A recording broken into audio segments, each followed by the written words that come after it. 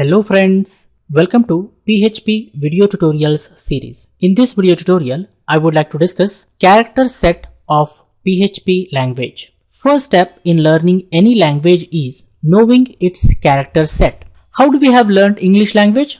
First we learned alphabets, then we learned digits, then we learned special characters. What is a character set? Character set is set of characters used in the language for forming words, sentences, paragraphs, etc. etc. First we learn alphabets and then we learn how to combine those alphabets to create words, and then we learn how to combine the words to create sentences, and then we learn how to combine sentences to create paragraphs, right?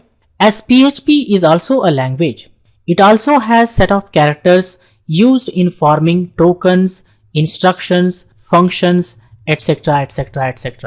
Tokens in PHP are equivalent to words in English language. Instructions in PHP are equivalent to sentences in English language. Functions in PHP are equivalent to paragraphs in English language. We learn tokens first, and then we learn how to combine these tokens to create instructions, and then we learn how to combine those instructions to create functions, guys.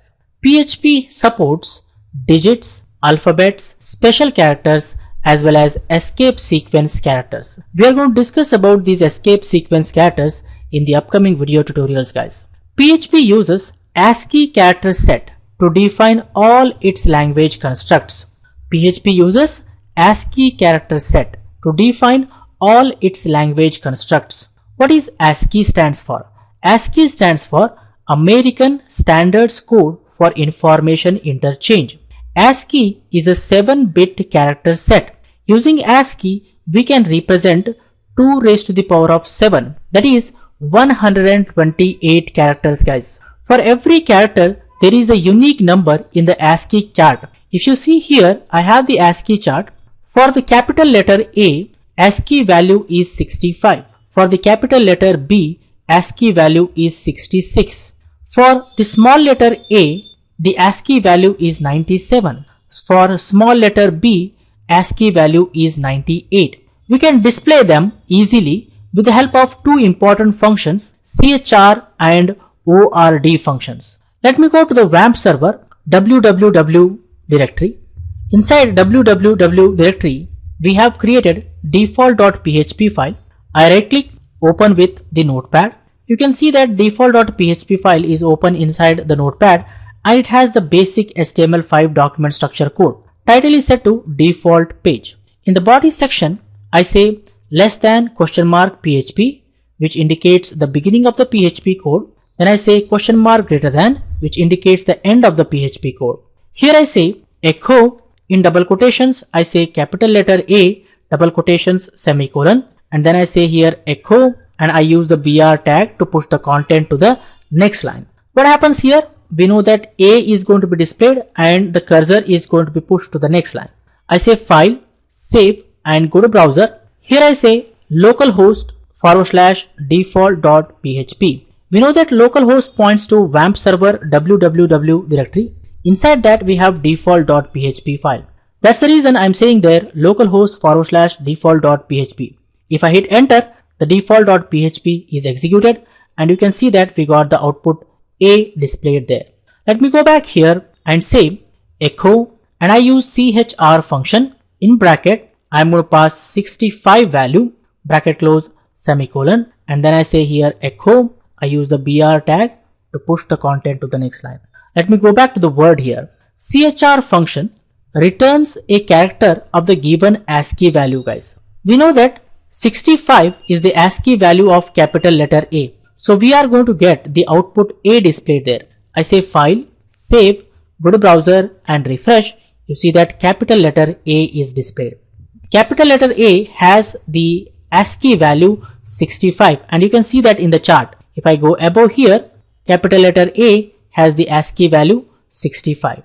Let's see what happens if I say 97. We should get the output small letter a. So here I say echo CHR, and I give 97 value there, bracket close, semicolon, and I say here echo and BR semicolon.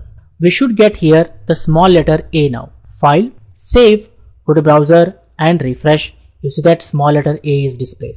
That is how you can give a ASCII value and get the equivalent character. There is one more function we have, echo, called as Ord function, which takes a string and returns the ASCII value of the first character. Here we have the Ord function. Ord function returns an ASCII value of the first character of the given string. We know that the ASCII value of small letter A is 97. So here I have given A, we should get the output 97 display. I say file, save, go to browser and refresh. You see that 97 is displayed. I go back here and I say echo and I use the br tag to push the content to the next line. I say echo Ord in bracket, I say capital letter A bracket close semicolon. I say echo and I use the br tag semicolon. Now we should get here 65, right? Because the ASCII value of capital letter A is 65. File, save, go to browser and refresh. You see that we got 65. I hope you guys have clearly understood what is ASCII character set and how do we display an equivalent character as well as equivalent ASCII value using CHR function and ORD function. There is one more character set called as Unicode Character Set. Unicode stands for Universal Coded Character Set. It is a 32-bit character set. Using Unicode Character Set, we can represent 2 raised to the power of 32 characters, guys. It is designed to represent almost all characters from almost all languages present in the world.